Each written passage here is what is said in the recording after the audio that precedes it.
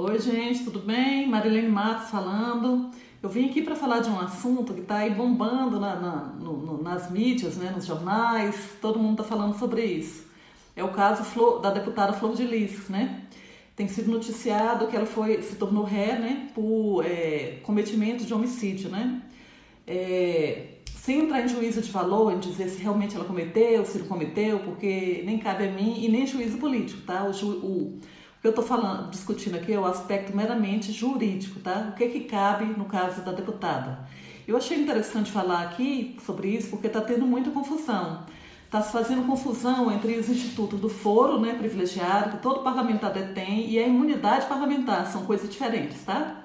Então, o que é o foro privilegiado? É o direito do deputado parlamentar ser julgado pelo Supremo Tribunal Federal diante de denúncia de crime, né? Por cometimento de crime. Esse foro privilegiado, ele não atinge ações judiciais de natureza civil que continuam com justiça comum, tá certo?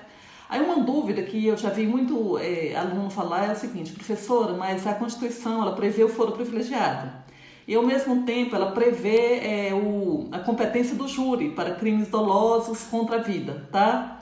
O que prevalece nesse caso? A jurisprudência tem entendido que no caso prevalece o foro especial do deputado de ser julgado pelo Supremo Tribunal Federal, tá? Então esse é um ponto, só que é o seguinte: o Supremo Tribunal Federal mudou a visão dele sobre o foro privilegiado há uns 2 anos para cá, no sentido de que o foro ele não se estende a atos estranhos ao mandato parlamentar, atos que não tenham relação com o mandato parlamentar. Então, nesse caso específico da deputada Flor de Lis, o Supremo falou que os fatos apontados, os fatos em apuração, eles não têm qualquer relação com o mandato, e aí então declinou, né, mandou que o processo fosse julgado pela vara criminal lá da cidade da deputada, tá? Então, provavelmente, lá vai acontecer um julgamento pelo Tribunal do Júri, que é competente para julgar crimes dolosos contra a vida, que parece que é o que está se acusando a deputada, ok?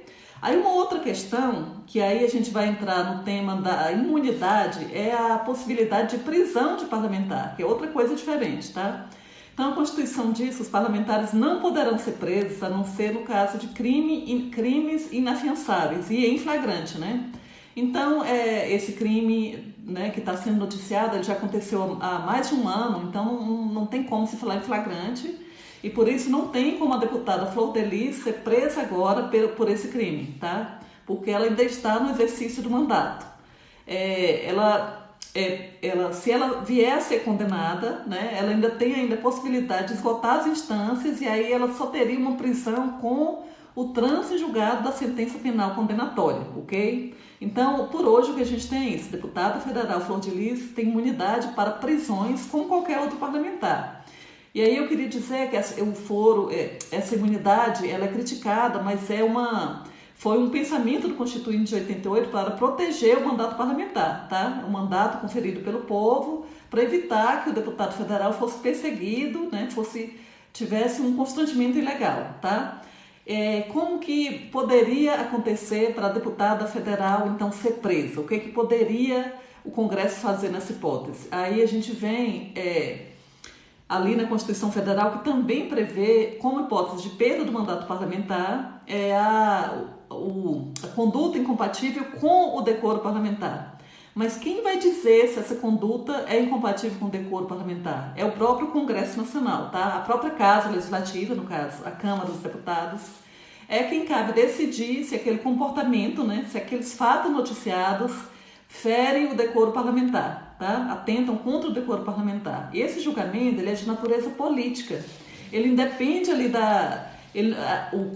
a Câmara dos Deputados não tem que esperar o trânsito julgado, a decisão da Justiça, para depois analisar se esse ato da deputada fere o decoro parlamentar, né? É uma decisão política administrativa que hoje a Câmara pode perfeitamente, ali pelo seu Conselho de Ética e Decoro Parlamentar, né, um órgão colegiado, decidir se é parlamentar, se é o caso dela perder o mandato por quebra do decoro, ok?